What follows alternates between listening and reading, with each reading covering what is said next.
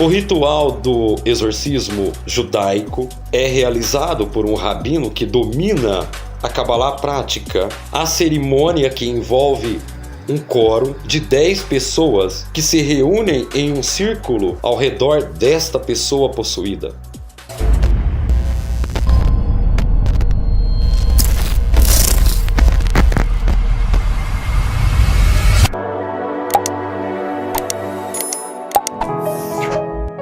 Shalom, bem-vindos mais uma vez a este projeto Revelando o Culto. Obrigado a você que se inscreveu aqui e deixou seu comentário.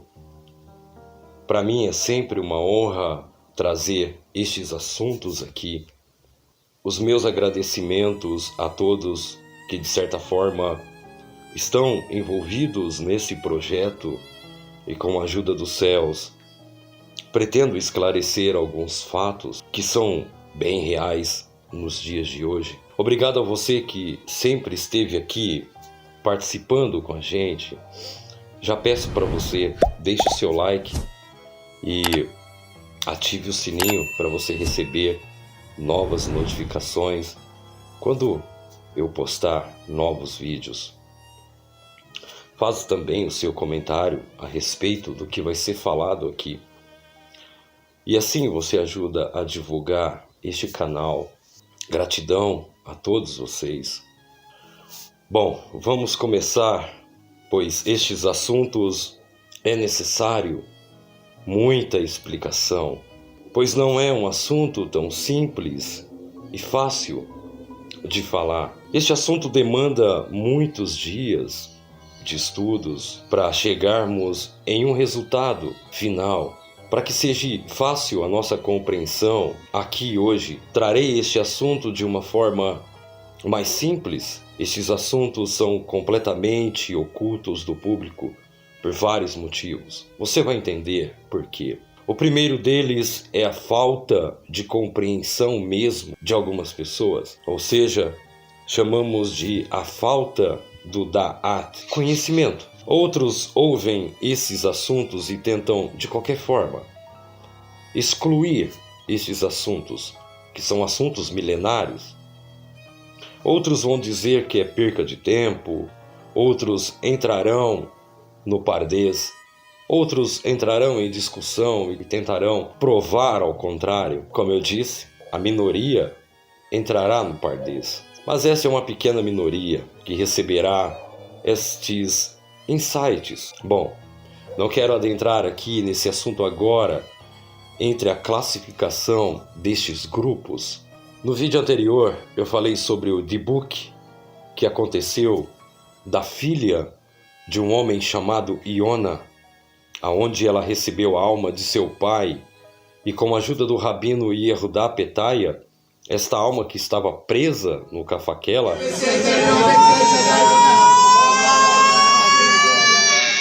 conseguiu se libertar através de algumas rezas e também de rituais que foram feitos ali no momento, rituais com os nomes sagrados de Hashem. Se você quiser saber mais sobre essa história, estarei deixando aqui no card para você assistir antes. Este assunto chamado dibuk, pouco se ouve falar a respeito deste assunto, principalmente no nosso meio. Por isso trarei aqui este assunto polêmico que traz muita divergência entre até mesmo os estudiosos, os cabalistas. Este assunto traz muita divergência em diversos setores, diversas pessoas entram em debates a respeito deste assunto. Veja, um homem que é possuído por um espírito ou uma entidade de outro mundo. Quando eu digo de outro mundo, literalmente estou falando de outro mundo. E dessa forma, sim, está correto. Pois essas almas, esse espírito, pertencia a esse mundo quando eram matéria, quando eram físico. Após passarem para esse outro estágio evolutivo da alma, essa alma não pertence mais aqui, este local. esse ambiente. E estes fenômenos são encontrados em várias culturas, religiões, diferentes uma da outra. No judaísmo, este fenômeno de um espírito que causa esse tipo de ocorrência rara é chamado pelo nome de Dibuk. E Dibuk é o termo usado para uma alma errante, uma alma que vaga, que não está ligada à matéria mais. E esta se liga a uma pessoa viva. Esse Dibuk, ou esse espírito, controla todos os seus comportamentos para realizar tarefas como buscar elevação. Esta alma está passando pelo Kafakela, ou seja, essa alma está passando por uma elevação espiritual. Em alguns casos, ou até mesmo esse Dibuk pode causar males a uma pessoa. E estes são os piores. Estes estão enraizados como um Dibuk. É o termo para uma alma errante, uma alma que vaga, que não está mais ligada à matéria. E esta se liga a uma pessoa viva.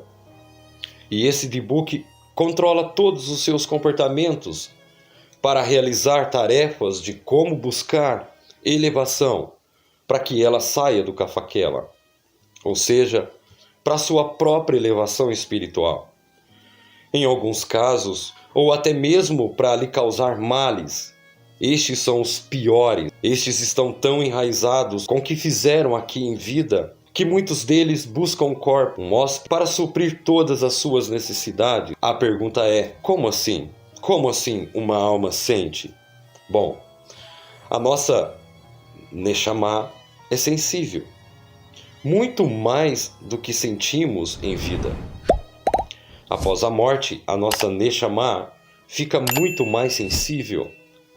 Enquanto essa alma era viva, o nosso corpo bloqueia uma boa parte desta sensibilidade. Bom, são vários tipos de danos e existem casos que até mesmo é imperceptível. E também existem casos que eles vêm para pedir ajuda, como aconteceu no Sefer Minhat Eudá, que houve a interferência do Rabino Yehudá. Bom, a palavra Dibuk é a palavra hebraica para clivagem ou apego.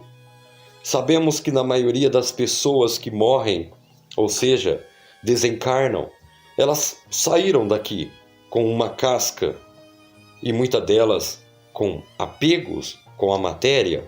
A alma do Zohar descreve muito sobre como é a vida após a morte.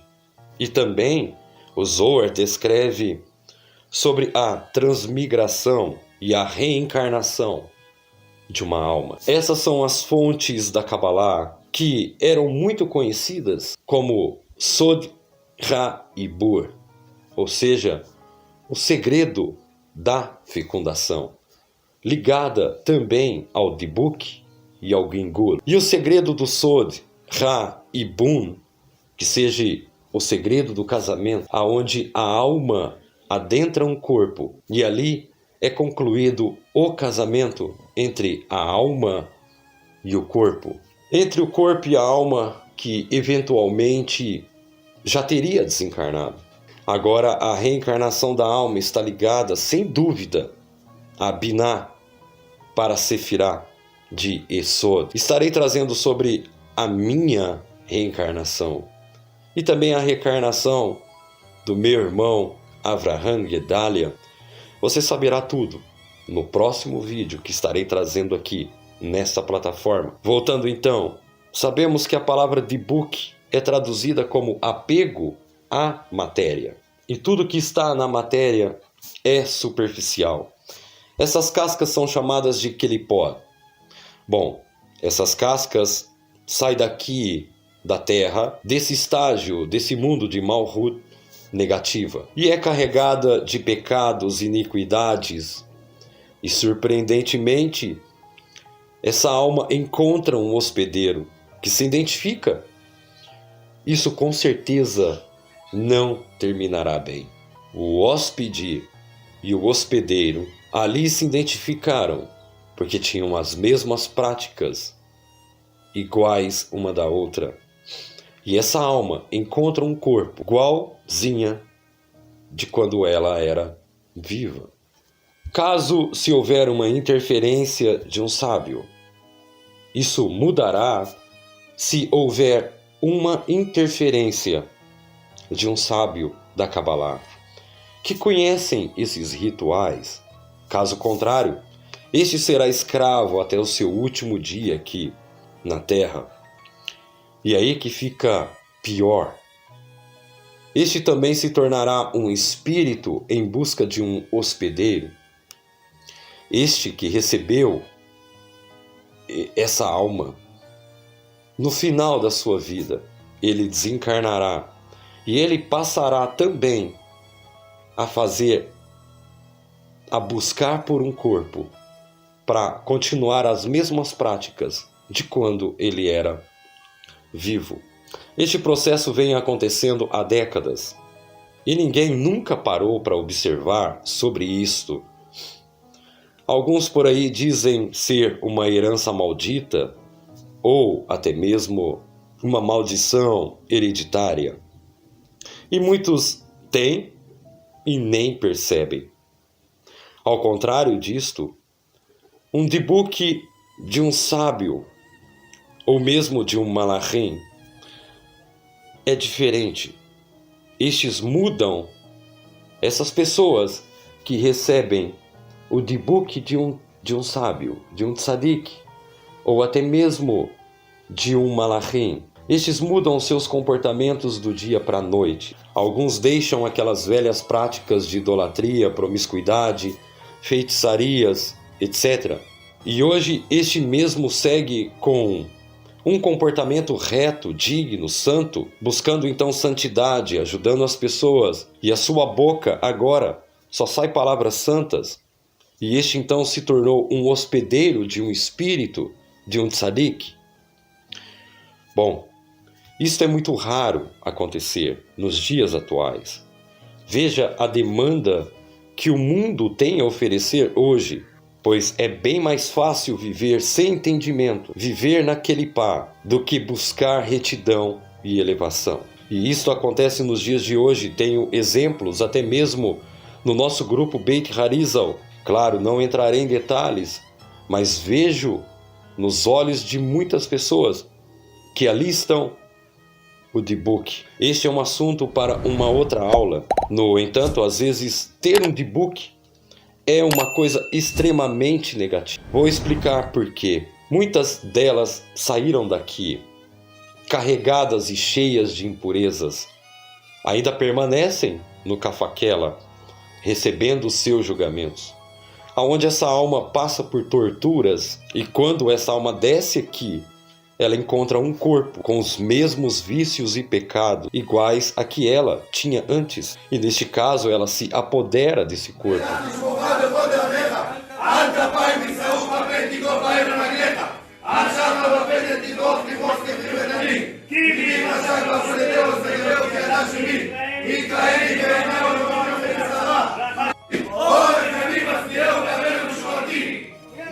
E o impuro se tornará mais impuro. E este homem está condenado a mais impurezas. E é óbvio, ao Cafaquela. Eu estava estudando a profundo sobre a espiritualidade e suas raízes. Busquei então em vários livros que cobrem essa perspectiva judaica sobre os fantasmas, aparições, magia, reencarnações, incluindo um livro intitulado mesmo como The Book, que é o mesmo nome do tema desse vídeo de hoje.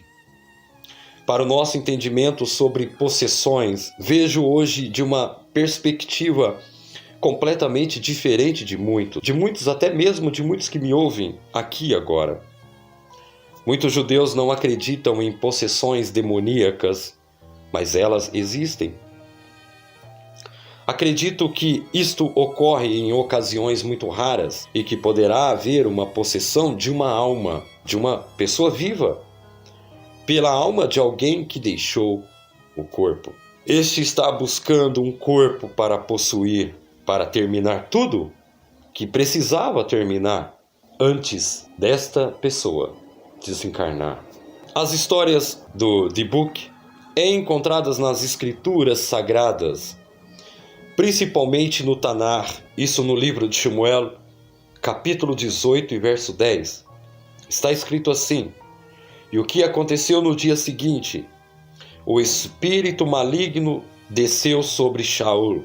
No livro dos reis, o profeta Elias, está possuído pelo espírito de um homem que estava tentando fazer o profeta enganar o rei e ir para a guerra, quando ele não deveria. Bom, as histórias aqui apenas mencionam indiferentes espíritos de pessoas que nos deixaram, vindo para efetuar alguma mudança ou até mesmo um fenômeno. Eu tenho uma perspectiva única sobre os Dibuk, embora todos esses assuntos não podem ser discutidos em sinagogas ou até mesmo em grupos em redes sociais. São assuntos específicos que levam muitas horas de estudos. Eu não busco explicações de como esses espíritos fazem parte no judaísmo, mas as nossas escrituras e a nossa tradição trazem um místico repletas de fantasmas. E o seu significado é a alma desencarnada ainda vagando. Também temos ensinamentos sobre o que em inglês eles chamam de demônios. Eles são chamados de Sheidim em hebraico. Existe uma palavra melhor, estarei chamando de daimons. De acordo com a nossa tradição antiga, os daimons são seres como nós, como os animais.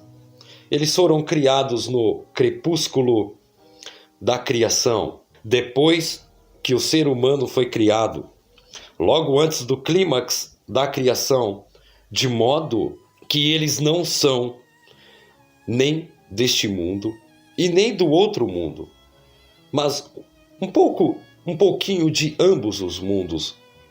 Existem ensinamentos sobre como os nossos ancestrais, como o rei Salomão, se envolveram com uma demonologia e ele aprendeu muito sobre feitiçaria, mistérios da famosa cabeça de todos os daimons. Por que eu estou falando sobre os daimons?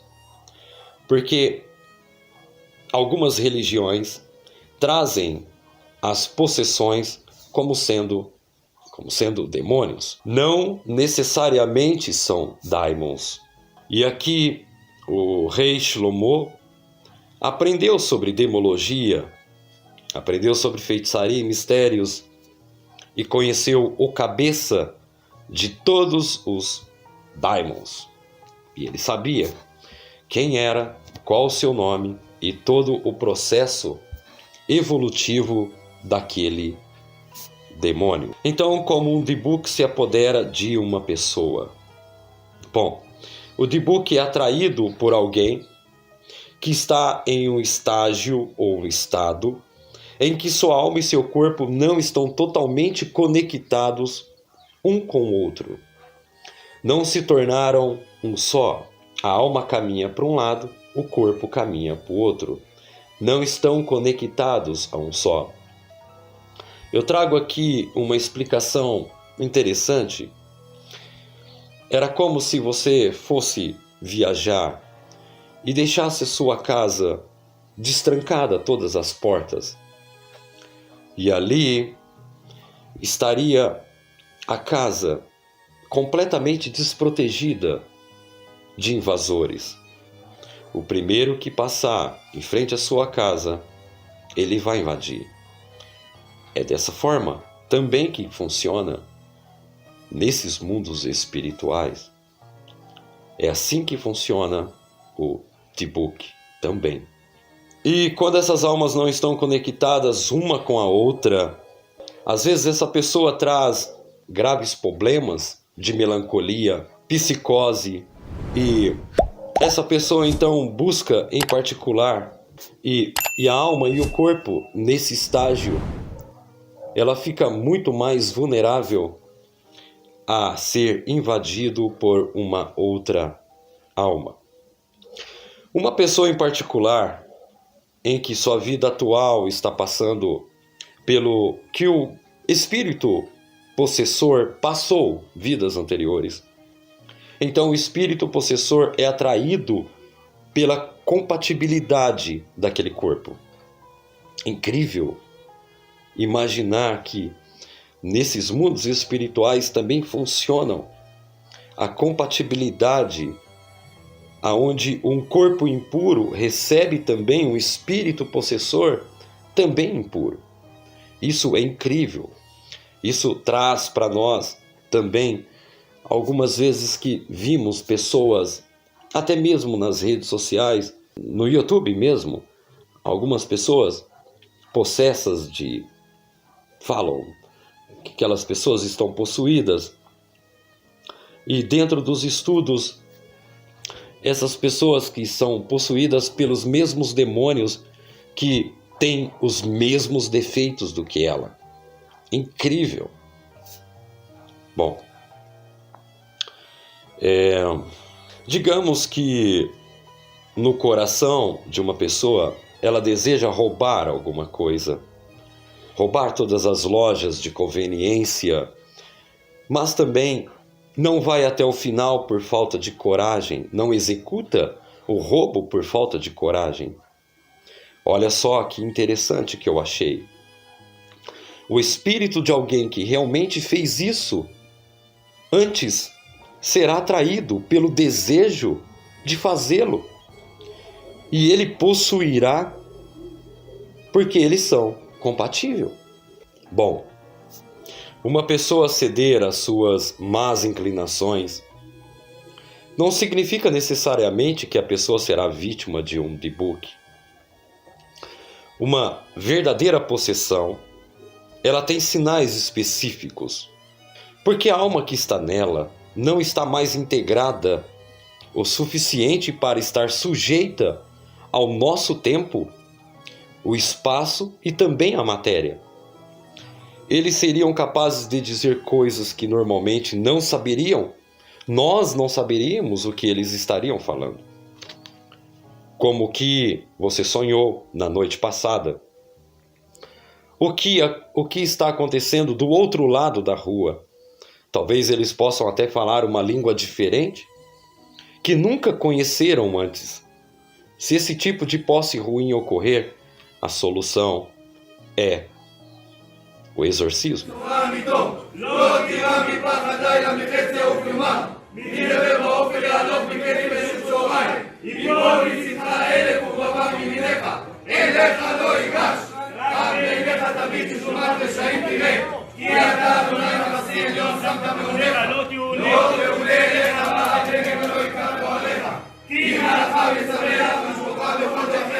O ritual do exorcismo judaico é realizado por um rabino que domina a Cabalá prática.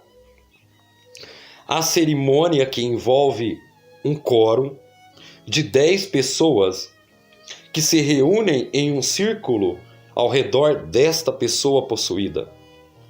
O grupo recita os Salmos 91, o Terrilim 91, 3 vezes. E o rabino toca o shofar. E é tocado o shofar de uma certa maneira com que certas notas saem com efeitos para que seja despedaçado o corpo, por assim dizer, para que a alma que está possuindo seja sacudida. Depois de ter sido sacudida esta alma, podemos então começar a se comunicar com ela. E então é feita uma reza por ela, por essa alma, e então deve-se fazer uma cerimônia para que ela se sinta segura e acabada ao mesmo tempo, para que possa deixar o corpo daquela pessoa. O objetivo central do exorcismo é curar a pessoa possuída, curar, tirar completamente aquele espírito daquele corpo, e também o espírito que possui também deve ser curado ali. Este é um contraste gritante sobre o exorcismo, que visa afastar o espírito ou demônio ofensor Não expulsamos nada de ninguém. O que queremos fazer é curar a alma que está possuindo aquela pessoa. É tudo uma questão de cura. A cerimônia deve se fazer em nome de ambas pessoas. O nome da alma que possuiu e o corpo que foi possuído. Este é o verdadeiro exorcismo, trazendo cura para o corpo daquela pessoa que foi possuída e também para o espírito que a possuiu.